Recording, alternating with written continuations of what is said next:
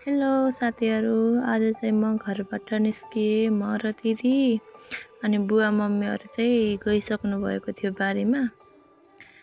अनि हेर्नु न बारीमा चाहिँ टमाटर बारीमा गएको अनि हेर्नु न झार कति धेरै पलाएको के गर्नु यस्तै हो है गाउँघरमा जङ्गलै जङ्गल अनि माथि डढेलो लाग्ने। बुवा चाहिँ पात काट्दै हुनुहुन्थ्यो भने मम्मी चाहिँ घाँस काट्दै हुनुहुन्थ्यो अनि मलाई पनि घाँस काट भन्नुभयो। मलाई हेर्न जाँगर नलागेर यस्तो कोही बेला घर जान पाउँला जस्तो भइहाल्छ कि साथीहरू काम भनेपछि मलाई फेरि।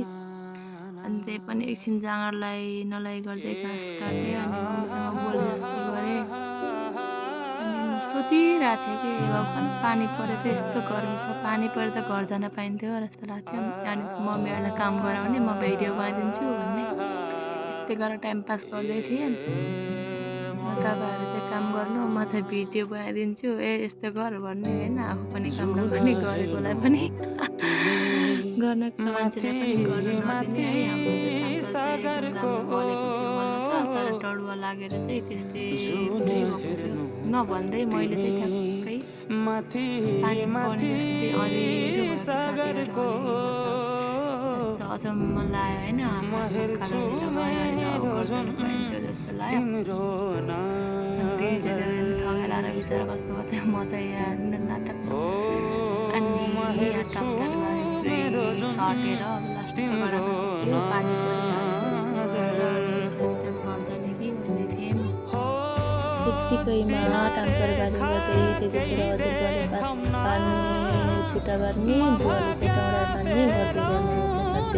म भने यतिको नि काम गर्न अल्छी र म सामान चाहिँ यता र उता है दिदीहरूले काम गरेर मान्छे भन्दै यस्तै म करामा गयो भने सबैलाई बोलाइदिन्छु के काम आफू पनि नगर्ने अनि अरूलाई पनि बोलाउने बस्छु भन्दा उल्टिए साथीहरू यस्तै गाउँतिर हुनुहुन्थ्यो। पानी पर्ने जस्तो गरेर आकाश हेर्नु कालो हुन्थ्यो तर त्यस्तो भयो क्या।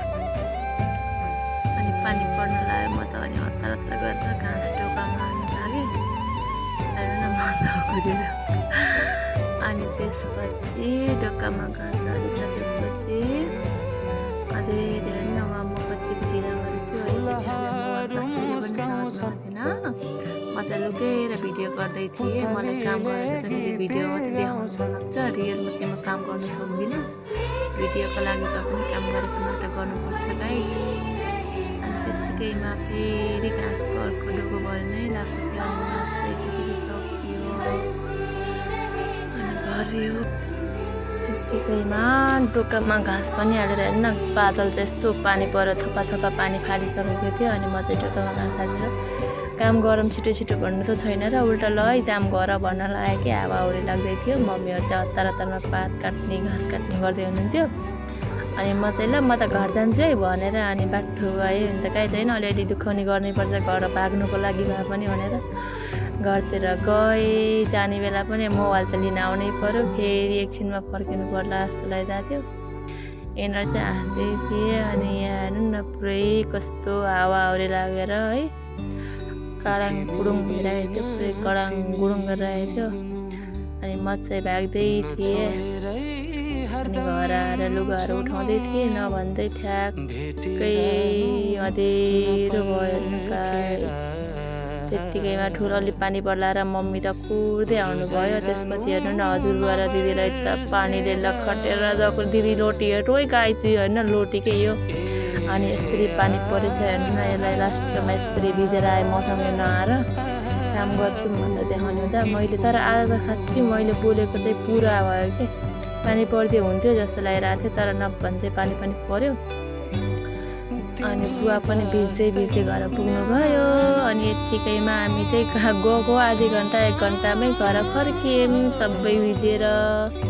बाई बाई गाइज, आजको भिडियो यति नै।